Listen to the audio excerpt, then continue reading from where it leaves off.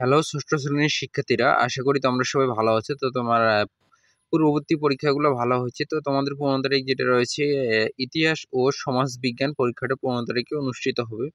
তো এই পরীক্ষা নিয়ে একটি মূল্যায়ন প্রশ্ন উত্তর নিয়ে আসলাম।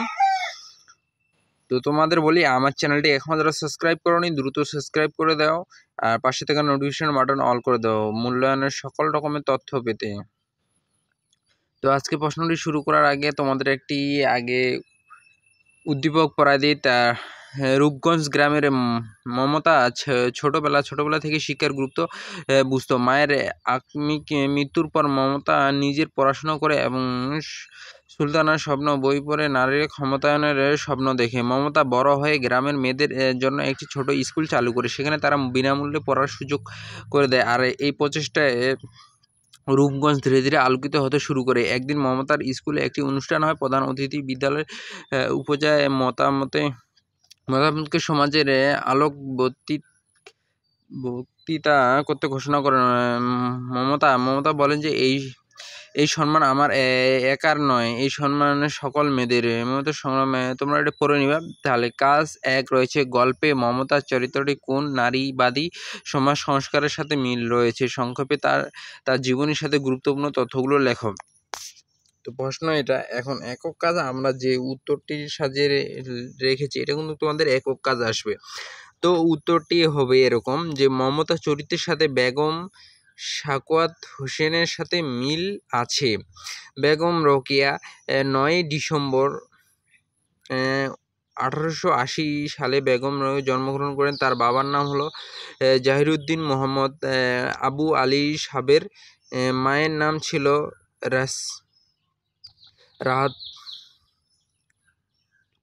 রাহাতুন্নেসা চৌধুরী। বেগম রোকেয়া 5 ভাই বোনদের মধ্যে চতুর্থ বোন ছিলেন। তিনি ছিলেন ভাই বাড়িতে সবাই তাকে রুকু বলে ডাকতো। বেগম রোকেয়া বয়স যখন 18 তখন তার বিয়ে হলো খান বাহাদুর সৈয়দ সাখাওয়াত হোসেনের সাথে। তারপর 1909 সালের 3রা মে সাখাওয়াত হোসেন মারা যান। স্বামী মৃত্যুর পর বেগম রোকেয়া প্রতিষ্ঠিত হন সাখাওয়াত মেমোরিয়াল স্কুলে। 1916 তিনি আঞ্জুমানে খাওয়াতিতে ইসলাম এবং মুসলিম মহিলাদের সমিতি প্রতিষ্ঠিত করে।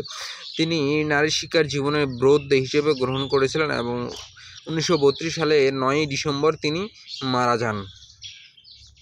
তো কাজ 2, বেগম রোকেয়া আত্মজীবনী ছক আকারে প্রকাশ করো। তো বেগম রোকেয়া যদি আত্মজীবনী আমরা প্রকাশ করতে চাই এটা কিন্তু দলগত রাখবে। তো মাঝখানে আমরা রাখলাম বেগম রোকেয়া।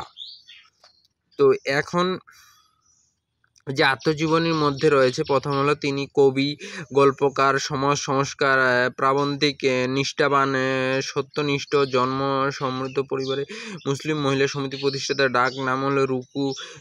1880 সালে 9 ডিসেম্বর জন্ম। মহিয়সী, বিখ্যাত গ্রন্থ আবেশিনী, নারী শিক্ষার পথিকৃত, পরোপকারী, নারী মুক্তির পরোধা, ঔপনিবেশিক সাখাওয়াত মেমোরিয়াল